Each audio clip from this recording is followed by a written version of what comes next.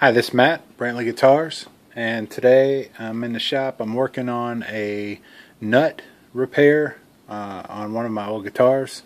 This was a antique pine classic that I made a few years back. I had it out at a farmer's market and it got knocked over.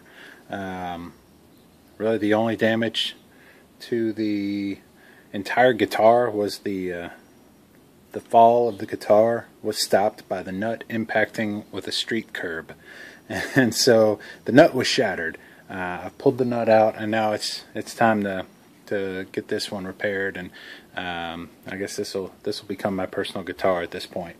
But to do this repair, I could very easily go out and get a plastic nut, drop that in there, and I'd be done. But with all the work that I put into this guitar, this plastic nut just isn't going to cut it.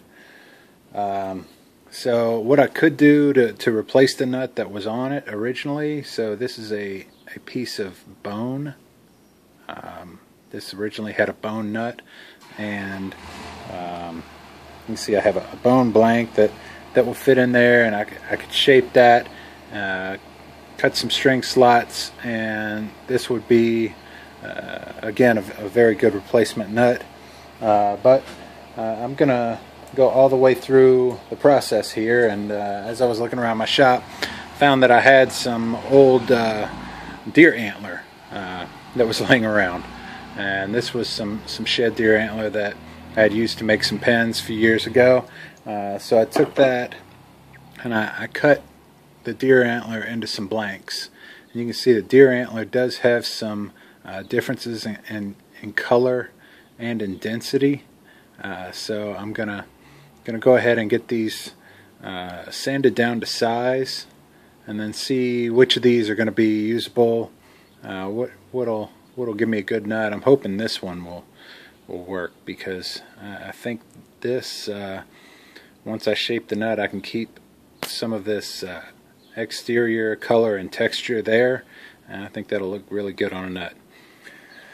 The other things that you need if you're going to make your own nut is absolutely you're going to need a really good file, because there's a lot of filing that goes along with shaping a nut.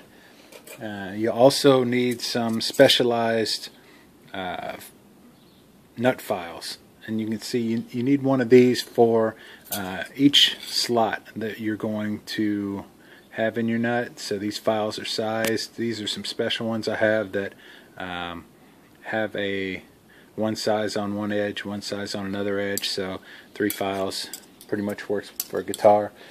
Or there are some where it's just one size for a file, and this is part of a good set that I have for bass that I did recently. So you definitely need these files. You really can't try to get by. Some people will say you can just run one of your strings through the nut in order to make the slot for the nut, but that really doesn't work. And the other thing you're going to need is some feeler gauges and some calipers, and I'll talk through those a little later.